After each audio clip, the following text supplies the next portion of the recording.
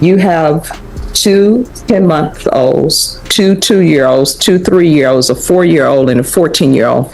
If you haven't worked for a year, if your children were dependent on you to provide food for them, they've starved to death.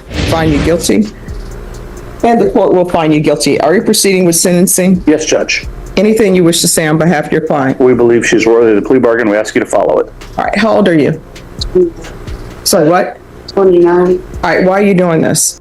At first, this sounds like a routine sentencing hearing.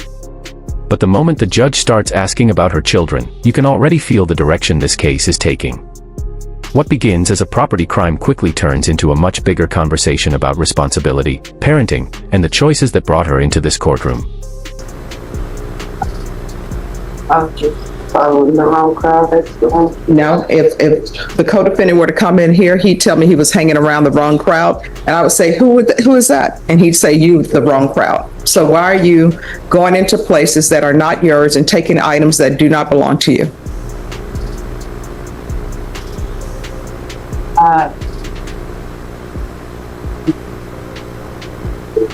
Well, do you have any type of mental health issues? Have you ever been diagnosed with mental health issues? Do you have any children? Yes. And what are their ages? 14 for 2 3-year-olds, 2-year-olds. Wait a minute. You say 14, 12. 12. I mean 14 for. Wait, 14, 4. 2 3-year-olds, 2 2-year-olds, and 2 10-month-olds.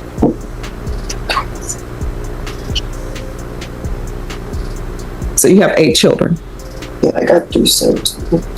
All right, and where are they? They were my mom. So that means that you're not taking care of your children, but you're having a lot of children, but taking care of none of them.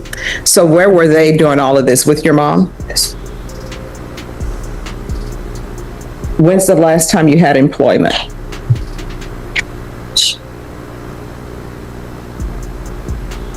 So that means you're expecting somebody else to feed your children, because you're not. I'm gonna get a job at a temp agency again. So here's the thing, the last time you had employment was last year, right? You have two 10-month-olds, two 2-year-olds, two 3-year-olds, a 4-year-old, and a 14-year-old. If you haven't worked for a year, if your children were dependent on you to provide food for them, they've starved to death. So you're not doing anything except having children and breaking into apartments. Is there any drug issues with you? Mm-hmm. That statement completely changes the atmosphere. The judge is no longer focused only on the burglary. She is forcing everyone in the courtroom to confront the reality of what neglect can look like. It is a harsh moment, but it explains why the court is digging deeper than the criminal charge itself. All right, Mr. Bonk. Yes, Judge. What is going on with your client? Because she has all these children, and if her mom is taking care of the children, was Child Protective Services involved, or you just decided to? My mom got them because I'm unstable. All right, so why do you think you're unstable? Because I don't have this thing. All right, Mr. Bonk, do you know what's going on with her and her living situation? Because I'm trying to. Where do you plan on staying when you get out of jail? Oh, the address. The address you put on, and whose address is that? My uncle. Your uncle. And you've cleared that with him, and he knows you're coming. Yes. And you mentioned the tip agency. Have you? What are your plans? What the judge is saying, you got to show that you got plans when you get out to do something. Get a job at the children's and start getting my ID and going to parenting classes.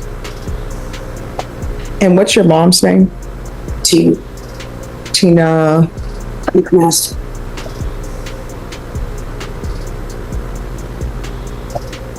And this uncle that you're planning on staying with, does he have any children? So, and this uncle that you're staying with, is that your biological uncle or just a play uncle? And what's his name? Narrow. I'm sorry, what? Narrow. How do you spell that first name? L-E-R. And the last name? C-A-N-B-E-L-L-E.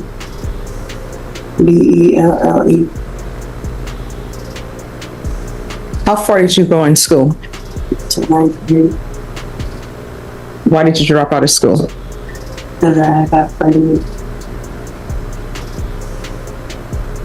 And you say you're going to be doing a temp agency or something. What's your dream job? What are your plans for your future? How do you see your future going? And I'm asking you these questions because I'm trying to figure out what conditions to set for you so that I won't see you back here again. I plan on going back to school to get my GD. Okay. And then from there, I'm just making whatever job hires me at the time. But I want to open my own business. Okay. So you're not currently expecting, right? No. All right. So let me say, yeah, you need to stop having children until you work on yourself and get yourself together. And right now, what you're telling me, your mom is taking care of your children, so you cannot go over there and be mom at this point. You understand? All right. One thing that stands out here is that the judge is not simply criticizing her. Every question is aimed at finding out whether there is actually a realistic plan for change. The courtroom shifts from punishment to accountability, and that balance is what makes this hearing so compelling. All right. Probation, are you ready? All right. The court is going to sentence you to 8 years in the prison, suspended and probated for 5 years. There's a $1,000 fine that will be probated. Proof of employment within 45 days of release. There's to be no employment as a home health care provider or with minors. There's to be no unsupervised contact with minors.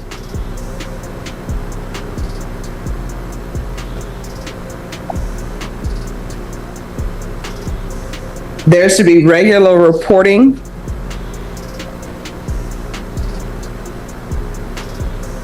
By Zoom or in person.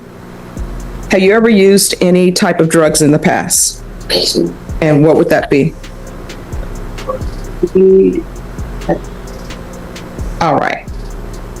We're going to do a TAP evaluation, follow recommendations.